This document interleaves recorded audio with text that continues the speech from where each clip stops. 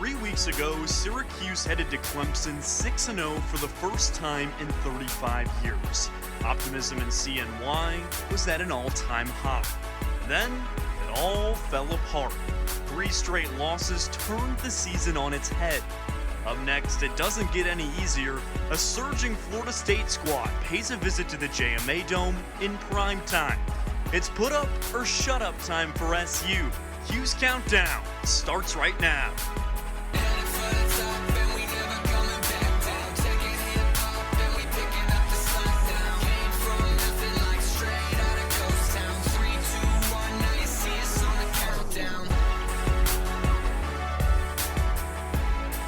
Welcome inside the CitrusTV studio. Cuse Countdown is back. Jacob Morris joined by Caleb Nice and Zach Letson, previewing Syracuse and number 23 Florida State inside the JMA Dome. But before we talk Orange and Seminoles, let's talk last weekend. SU traveled to Pittsburgh and lost 19-9 in about as uninspiring fashion as possible. Make it 3 straight losses for Syracuse, and Caleb, no way to put this, it was ugly. Yeah, ugly, definitely the right word to describe this one. I think the safety at the end of the game sums up what we saw from Syracuse that day. I mean, Carlos Del Rio Wilson and the Orange, a shot to drive down the field and tie the game. What happens? He gets sacked for a safety, and Syracuse loses. Just the offense gave him no shot to win. Defense tried time and time again. The offense just too stagnant in this one. Yeah, you think the Orange might have missed Garrett Schrader? Maybe just a little bit, guys, because this team, listen, they had no identity at all. No identity with Garrett Schrader. You have 145 yards of total offense. The defense, it's going to get tired out there eventually, right? On the field for 37 minutes. This team has lost an identity. You hate to say it's panic time, but it might be now that you've lost 3 in a row. Yep, that's exactly right, guys. But now it's first word time. And to do so, hey, let's take a trip back to October 22nd. Syracuse was 6-0, number 14 in the country, and on the road to take on number 5 Clemson. Life was good for SU on defense, but hey, also on the other side of the ball too. 30-plus points per game, top half of the ACC in rushing and passing, but since then it's all fallen off a cliff. My first word is 2 words: offensive woes. Since heading to Death Valley, the Orange have averaged 241 yards of offense per game in the 3 losses. Take a look at season-long FBS statistics, and that mark would rank dead last behind the likes of New Mexico and UMass. Not great. Do the Orange deserve a bit of a break without Garrett Schrader? I mean, sure. But Zach, I'm not sure OSU wins another game if the offense plays like it has in the final 3 contests. Oh, Jacob, you hit it on the head, right? This offense, it's been disastrous. And Caleb, you look at this running game, it looks like a shell of itself. That's really where the offensive struggles have stemmed from. Sean Tucker and this offense, it just hasn't been where it's usually been for Syracuse. You want a stat? 6 games last year in ACC play, Sean Tucker had 100 yards. This season, 1. It was Louisville when he had 100. I don't know if it's the coaches not trusting him. You know, he had 5 carries against Clemson, only 10 against Pittsburgh for 19 yards. Something is off with Sean Tucker, or something's off with his play call. And Dino Babers broke that vow he made 2 weeks ago after Clemson. Sean Tucker had 5 carries that one. He said, that can't happen. And now it happened again. 10 carries for 19 yards in this one. Dino, what are you doing? You got one of the best running backs in the country, and you're not using him. All around bad. I mean, this is a guy that Syracuse was running a preseason Heisman campaign for. Now it's all gone off the rails, so let's stay negative. Caleb, the rushing attack, bad, non-existent, 24 carries for 25 yards. That had a lot to do with it. But moving past that, when you go down the list, the QB controversy, not great either. You bring in Carlos Del Rio Wilson after Garrett Schrader goes down, and it really has been nothing but this, or really been more struggles rather for Syracuse in that regard.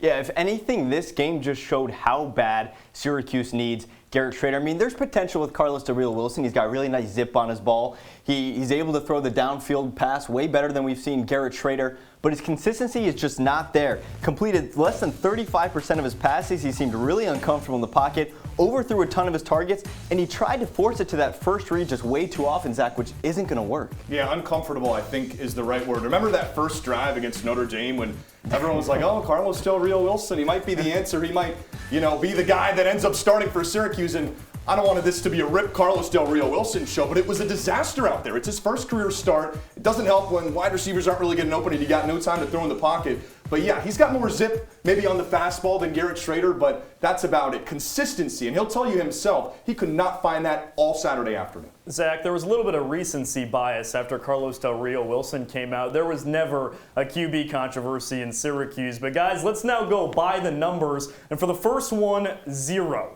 Believe it or not, 0 Oronde Gadsden receptions. This was a guy 2 weeks ago that was second in the ACC in receiving yards. Against the Panthers, nowhere to be found. 5 targets, 0 receptions. Caleb, little to no chemistry between him and CDRW. Yeah, I mean, are we sure Oronde Gadsden didn't miss the flight to Pittsburgh? I mean, he was nowhere to be found, guys. I mean, this is a guy who's been wide receiver 1 all season long. 0 receptions, like you mentioned, Jacob. But it goes back to what I was talking about with Carlos Del Rio Wilson trying to force that first read. His first read is going to be Gadsden because Gadsden wide receiver 1. But if Gadsden can't create that separation, then he's not going to get any receptions. That's exactly what happened on Saturday. Just no separation from Gadsden and the Panthers defense. Well, I'll tell you what, Oronde Gadsden, he had a day to forget, as did the Syracuse offense. But you can't ask him to put on the superhero cape and go rescue your receiving game for you every week. It was a bad game. Yeah, he's going to have that when, he's been literally the receiving core for the better part of this entire season. It was a game to forget, and give Pitt a lot of credit for taking him out of the game plan. Zach, it's been shocking because really all season long it's been about finding another receiver other than Oronde Gadsden. Again, nowhere to be found against Pittsburgh, but let's move on. Next, number 6. That's for 6 Carlos Del Rio Wilson sacks. Pressure was an issue all day long for Syracuse. Zach, the O-line has been celebrated at times this year for Syracuse, but it was a poor performance combined with an unsure QB, and all of that spells big trouble for SU. Jacob, Caleb, stop me if you've heard this before. The offensive line, there's some issues. I mean, inconsistencies galore. That's what it's been all day long. And if you're Pittsburgh, why not bring the house? This is a Syracuse team that this O-line struggled mightily against Virginia. In all the big games, really, they've been beaten badly at the line of scrimmage. And, well, good luck if you're a quarterback, right? When you have no time to throw in the pocket and you're getting beaten extremely quickly. That's exactly what Pittsburgh did from a defensive standpoint. And they came in with a really good game plan, too. They had Sarasi Dennis kind of just hang out a yard or 2 behind the line of scrimmage and wait for that time to go after Carlos Del Rio Wilson. He went untouched, and that's why they had 6 sacks, and they took advantage knowing it was Carlos's first career start. I mean, they came fast, and they came physical. They knew Carlos was uncomfortable, and it showed in his throws, and they even batted down a couple balls at the line of scrimmage. CDRW looked less than prepared. I mean, you can't blame him. It's his first start. But, hey, let's move on once again. And, hey, we're going to shock a lot of people with this one. There were positives. Once again, the Syracuse defense showed up, so our last number is 2. That's for 2 interceptions. Caleb, Tony White's unit made big plays throughout this game. Somehow, some way, the unit actually gave the Orange a chance to be in this one.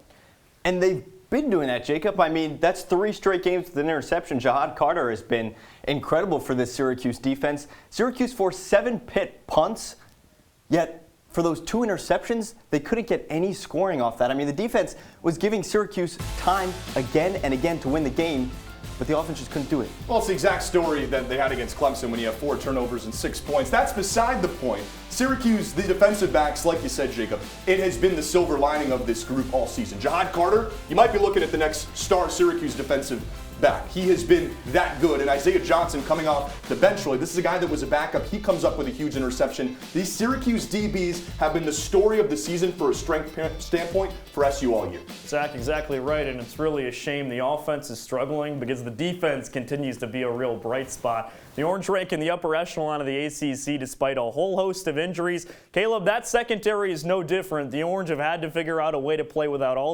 ACC DB Garrett Williams.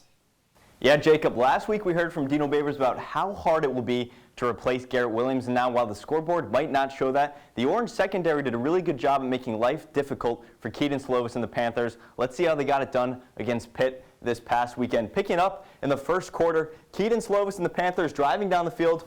Pause it right here. Jason Simmons, if you want to force a bad throw, you got to bring pressure on the quarterback. Jason Simmons and Jatias Geary are going to bring pressure. That forces Kedon Slovis to make a bad throw downfield. That's 2 Panther jerseys, 3 Syracuse players surrounding him. Jahad Carter makes the pick, his 3rd pick in the last 3 games, guys. I mean, how about that? But it wasn't just the first quarter. They got it done throughout the game one more time as well. Let's go for seconds now. 3rd quarter, here we go. Kedon Slovis, he's going to try something new this play. Trick play, he throws it out to Jared Wayne. Check this out. You got Isaiah Johnson making his first career start for Garrett Williams. He's going to turn on a ball. He sees Hammond coming down the field. He beats him to the ball, makes a really nice play. That's what you have to do replacing Garrett Williams. Be aggressive, go after the ball, something the Syracuse secondary was able to do against Pitt, and hopefully they carry into Florida State, guys. Caleb, exactly right. The Syracuse defense going to have to continue to do so. It's time for our first break here on Cuse Countdown. When we come back, we break down the Seminoles. Don't go anywhere. CC, back after this.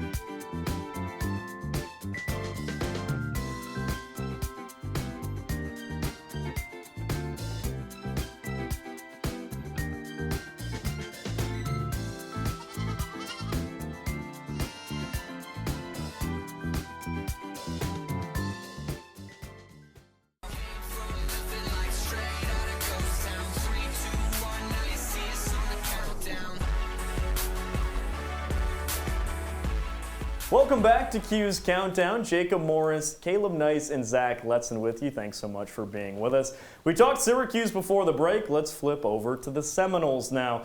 Guys, when you think FSU, you think tradition. This is a program that won a national championship in 2013, made the inaugural college football playoff the next season. All of that success still in the past decade. Caleb, it's a bit hard to believe given how bad it's been in Tallahassee as of late.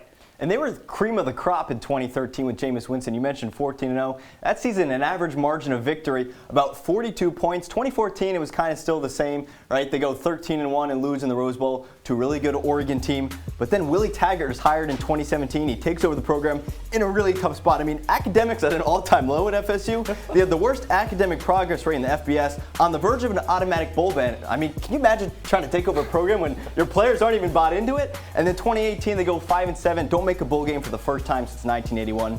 Willie Taggart gets a boot the next season, Zach. Jimbo Fisher brought this squad to the top. Then you know what else he did? He left them in shambles. He starts talking to Texas A&M, and once he started doing that, he stops recruiting. What happens? Like you said, you bring in Willie Taggart after one okay season in Oregon. I mean, let's be honest, he hadn't really accomplished much. You bring him in, it is 1.5 years of dumpster fires. Dumpster fires. That's really what it was for Willie Taggart. FSU, smartly enough, is able to get rid of him and bring in Mike Norvell where there were some hiccups of their own. Exactly right. So let's meet that man in charge. Mike Norvell, now in his third season as the head coach of the Seminoles, came over after leading Memphis to a 12-2 record and a Cotton Bowl berth. But Zach, there were real questions about this guy early on.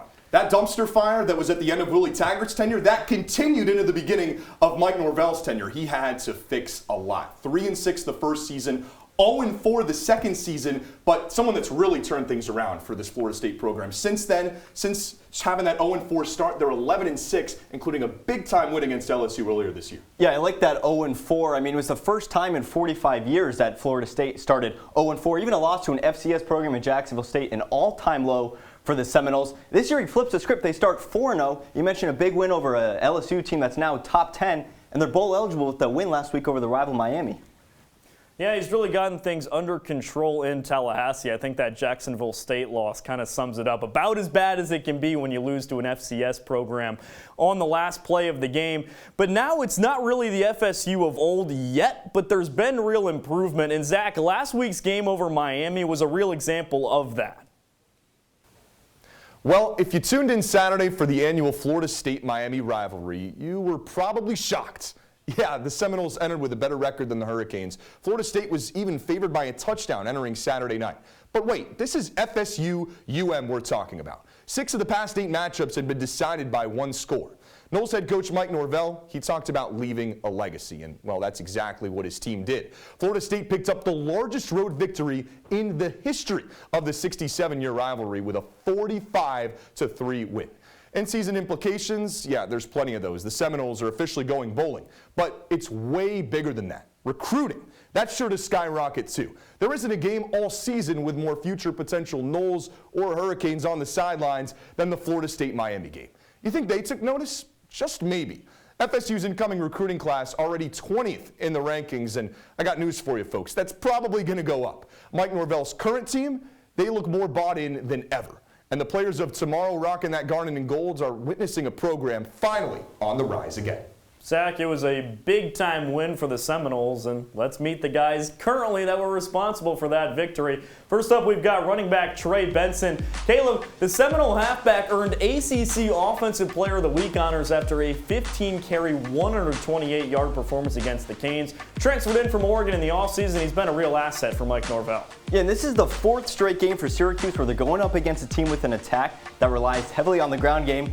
Spoiler alert, guys, they lost those first 3 games. Now Benson coming off a game against Miami where he ran for a career-high 128 yards and 2 touchdowns. He ranks 2nd in the ACC and rushes over 20 yards per game. He's really patient, waits for those blocks of development, and this guy could spell trouble for Syracuse. Yeah, when you're talking Trey Benson, you're talking a lot of speed in the open field, but if you watch that Miami game, he's taking a couple hits, he's running right through them. I mean, he's going Leonard Fournette style right through those guys. One other thing to note about Florida State, this continues a long lineage of legendary running backs. Devontae Freeman, Dalvin Cook, Cam Akers, and now the new running back.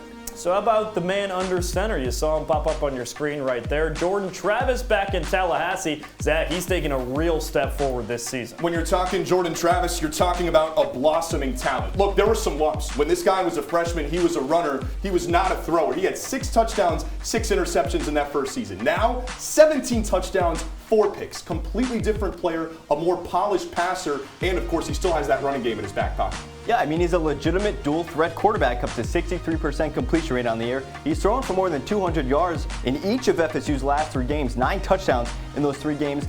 Stopping Jordan Travis is going to be key for Syracuse because of how dangerous this guy is on the ground. They already faced one dual-threat quarterback in Malik Cunningham earlier this year. They got the job done there, but Jordan Travis proves to be challenged again and again for teams. And Caleb, Travis's legs killed Syracuse last year too. But to the defense now, let's talk Jared Verse. If he sounds familiar, SU fans, it's because he played 2 hours west of here at UAlbany a season ago. Caleb transferred to FSU after 1 year with the Great Danes. And this guy's just an extremely athletic player in general. In high school, he won the state championship in the 4x400 relay race. We know he's got wheels, was a standout at Albany last year, won the Defensive Rookie of the Year for the conference, and he's already making his difference here in Week 1 versus LSU. 2 sacks, a blocked field goal, and multiple quarterback pressures. He'll cause problems all game long for the Syracuse O-line. He'll have those guys in the quarterback's stomach before they can even say Tallahassee's at. Though Jared Verse, he's been unstoppable this year, leading the ACC in tackles for loss. Give Mike Norvell a ton of credit. Last year, he hits the transfer portal. What does he do? He gets Jermaine Johnson from Georgia.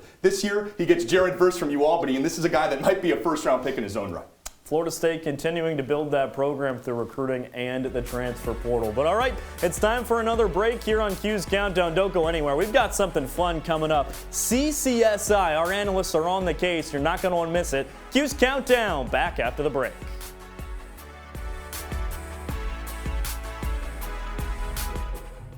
They call me Maxie, but I prefer tripod. I was your above-average 4-legged homie, and then wham, bam, minivan. Some people pity me. Now that's lame. I still run, fetch, and swim. And the ladies love me. I'm the ultimate wingman. Just don't ask me to high five.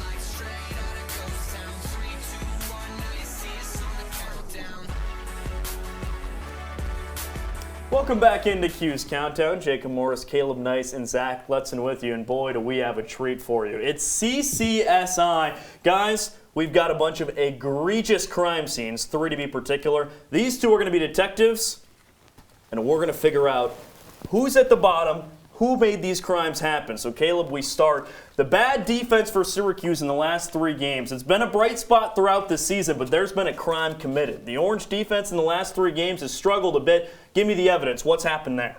And I find the SU run defense is guilty, guys. 3 straight games where they've allowed over 160 yards on the ground, just getting absolutely gashed. I mean, and it's not just against Pitt. Against Notre Dame, too, they got bullied in the trenches, but that's not an excuse for letting guys go 4 yards before they finally hit contact and then not wrapping them up and making a tackle.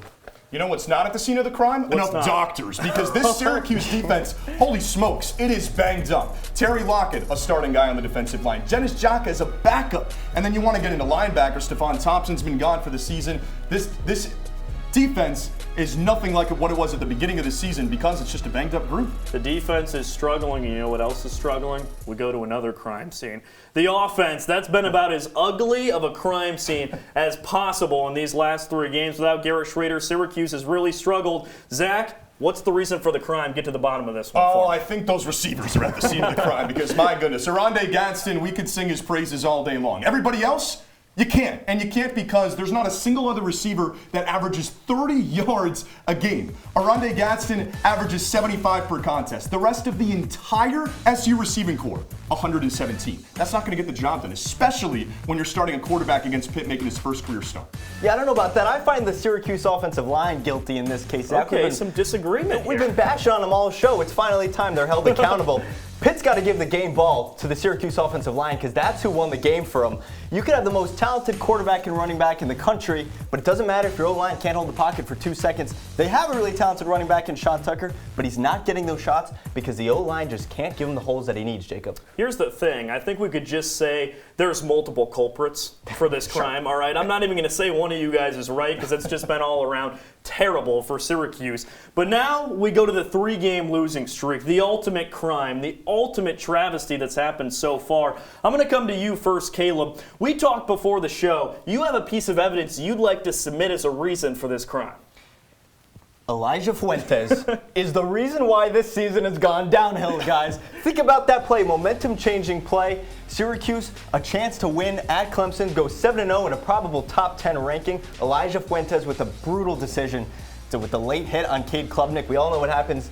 Clemson gets first down, they drive down the field, and they beat Syracuse. That game changed momentum because it was a game Syracuse knew they should have won, Zach, and because of that, their spirits have just been downhill. Oh, I'm right there with you about momentum because that was, hey, you want a free first down? We'll gift wrap it for you. That's what that was. But you can at least make the argument, okay, it's Clemson on the road, you know, it's a gut punch, but it's against the top 5 team on the road in the country. You know what was really a momentum swing and not in the right direction? Tell when me. on the first play from scrimmage, those Irish, Jacob, they get a pick 6 and set the tone for the entire game. Garrett Schrader, fellas, I don't know what he's thinking on this throw, if I'm being completely honest, but throws it right to Brandon Joseph, and that set the tone for that game and for the next 2 games for Syracuse. 2 pieces of evidence submitted, both very good reasons for the crime that has been committed. 3 straight losses for Syracuse. The Orange are struggling, plain and simple. But all good things come to an end, and unfortunately CCSI does as well. It's time for one final break here on Cuse Countdown. When we come back, we talk Senior Day, and we give our predictions for Saturday as well.